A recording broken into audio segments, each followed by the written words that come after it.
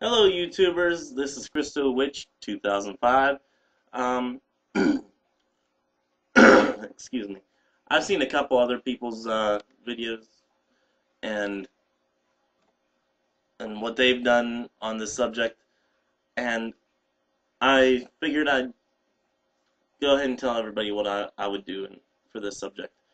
The subject at hand is travel altars. Now, I'm in the military, and if I were to deploy again, and I was thinking about this the other day, I said, what would I take for a travel altar that is full of stuff that I would use, that would be safe to use whenever I was deployed, or if, like, say I was in one of the dorm rooms or something, where you're not allowed to have open flames, or you're not able to burn things. First off, I'd probably use my stuff outside. So there would be a lot of things that would be allowed, to be putting fire to, such as, positive affirmations, incense, or candles, that type of stuff would be allowed outside, but inside they're really frowned upon and you're not allowed to use them.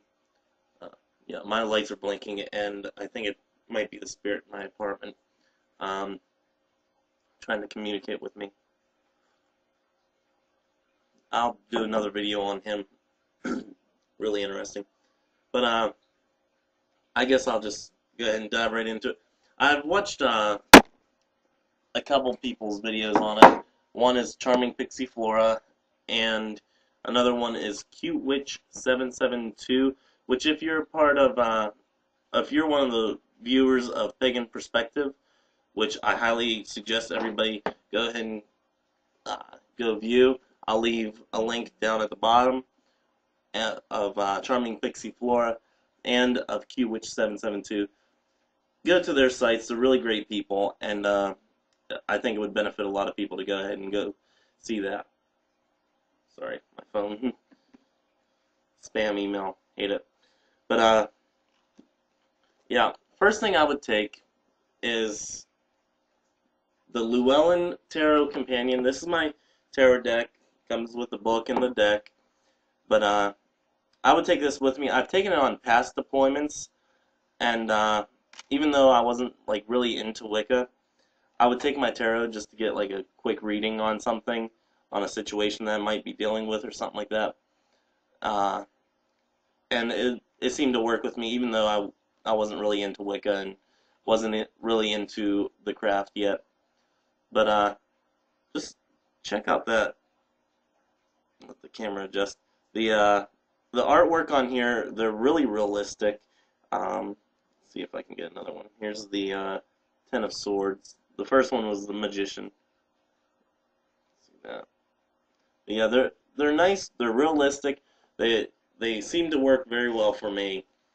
And so yeah, I'd take those. That'd be a definite number one. And I'd probably put them in like in my big bag, or I'd take a backpack separately just for my witchy stuff.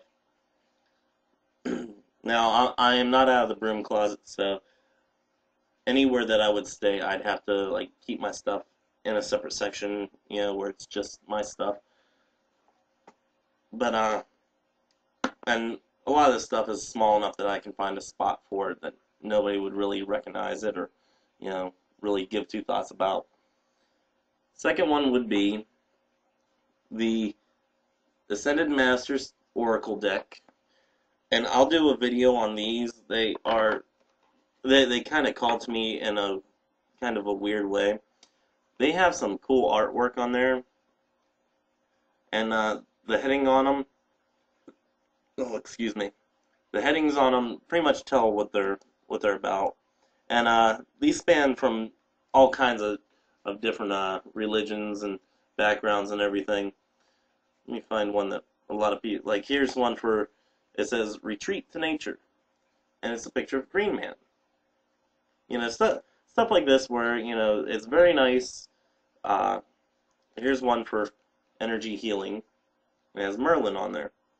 They're very nice. It's very nice artwork, and you know, they span a couple religions, so, I mean, you're not just getting, you know, some gods and goddesses that you may not know. You'll actually come by one of yours in your pantheon. Like, for me, I know there's one in here that's Jesus, there's one that's King Solomon, you know, people that I'm actually familiar with, because I've studied them before, and that kind of helps me connect to them even more. But gosh, dang, he really wants to contact me, I guess. I don't know, but he's gonna wait for a little bit. Oh, another one here is my rune set. It's the Rune Wisdom, and with the camera just there. I got this at Barnes & Noble, and it comes with the little pouch, comes with the book, and comes with the runes. They're about, I'd say about an inch in height and about half an inch to 3/4 of an inch wide.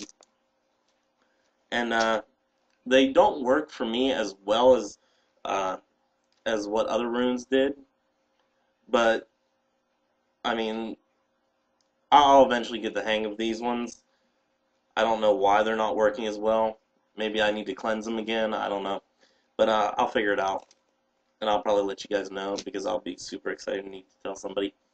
So, but yeah, they've been giving me weird readings, but I'd still take them. That'd be on almost definite. I mean, it's small stuff. You know, nothing big to take along. Nothing big that's going to have to be lugging around.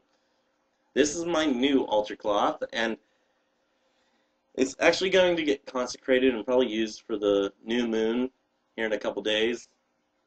And it's the Triquetra. I have an obsession with the Triquetra. I really do. And the reason that I have an obsession with the Triquetra is because it spans so many different religions. It spans Wicca, Christianity, a ton. And I mean, it works for a lot of people, and I really think it's a nice symbol. So I would take that along. And the reason it's in my new altar cloth is because I would, and this is one of the things I take, but this is an albacore shell. I think pretty sure that's what it's called. And if you guys have one of these, be careful with it. Put something in the bottom of here, because, let me see if I can get it up there and show you guys. See that little hole in that circle at the bottom? I put one of my charcoal discs down on there, and I was burning, I think I was burning sage or something like that, white sage. And, but yeah, I was burning something on there, and it kind of burnt, or it heated up the bottom so much that it actually made a hole in the bottom of here that doesn't go all the way through, but it's kind of deep. It might eventually go all the way through. But it also burned, or heated up my altar cloth and melted some of it onto the bottom here.